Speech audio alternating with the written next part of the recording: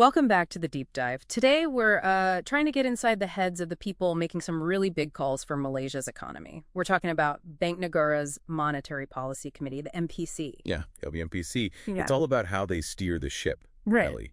They have this dual mandate, right? Keep prices stable, so low inflation, but also support sustainable growth, meaning jobs. And those two things often pull in completely different directions. It's like a high wire act. That's a great way to put it, a tightrope walk. Every single decision is about balancing those risks.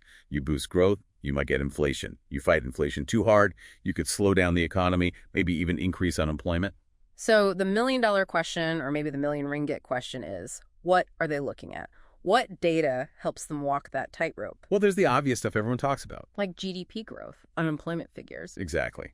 GDP tells you the overall speed, unemployment tells you about jobs, the industrial production index, the IPI, that's important too for, actual factory output. Okay, standard economic vital signs. But what about inflation specifically? CPI is the main one, the consumer price index. That's what hits your wallet directly, the cost of goods and services. They also watch the PPI, the producer price index, sort of wholesale prices. But I get the sense there's more they're tracking, maybe things that aren't always front page news? Oh, definitely. They have this sort of forward-looking watch list.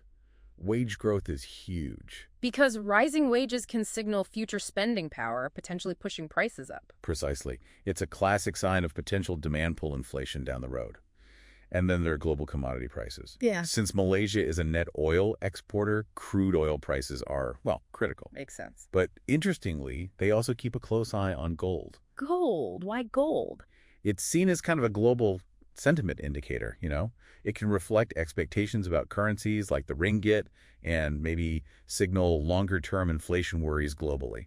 Fascinating. Okay, so they've got all this data pouring in. How do they actually act on it? What's the main lever they pull? That would be the OPR, the overnight policy rate. That's their primary tool. Right. So if the economy's looking sluggish, unemployment's maybe ticking up.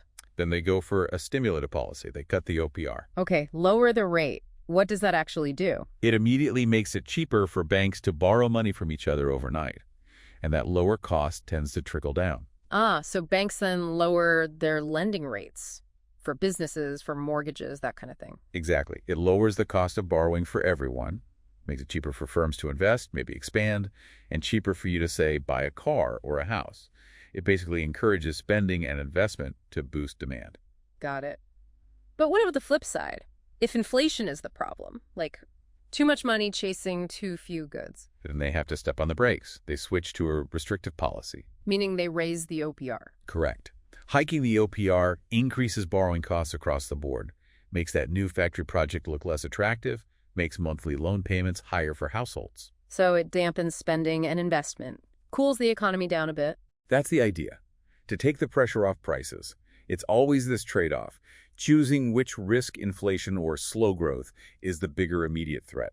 And all this happens while juggling forces from outside Malaysia too, right? It's not just a domestic balancing act. Absolutely crucial point. Malaysia is a very open economy, highly connected globally. So things like the ringgit's exchange rate matter a lot. A weaker ringgit helps exporters, for instance. Definitely. But even bigger is the impact of what other major central banks are doing. Think the U.S. Federal Reserve. The global transmission of interest rates. Exactly. If the Fed raises rates significantly, money might flow out of Malaysia towards the U.S. seeking higher returns. Which could weaken the ringgit further. Right. So B&M might feel pressure to adjust its own rates, partly just to manage those capital flows, even if domestic conditions alone might suggest otherwise. It limits their independence to a degree. So they don't have total control. And sometimes, even when they try to stimulate, it doesn't quite work as planned. What can go wrong? Yeah, policy isn't foolproof. One issue is they mainly control short-term rates via the OPR.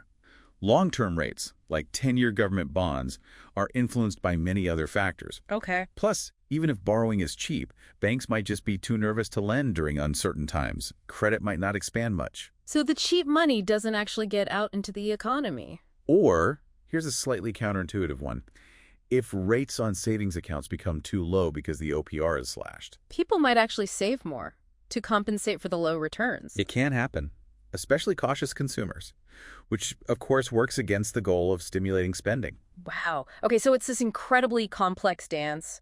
watching domestic indicators, using the OPR, but always constrained by global factors and potential policy hiccups. That sums it up pretty well. A high-stakes balancing act. But there's one more piece we touched on earlier: timing. The sources mentioned something called a recognition lag. Ah, yes, the lags. That's maybe the most frustrating part for policymakers. The recognition lag is basically the delay between an economic problem starting. Like, say, a sudden dip in employment. Right. Between that starting and the time the MPC actually gets enough data, confirms the trend, and recognizes there's a problem they need to act on. And that lag isn't trivial, is it? Not at all. It can take weeks, sometimes months. So here's the final thought for you listening.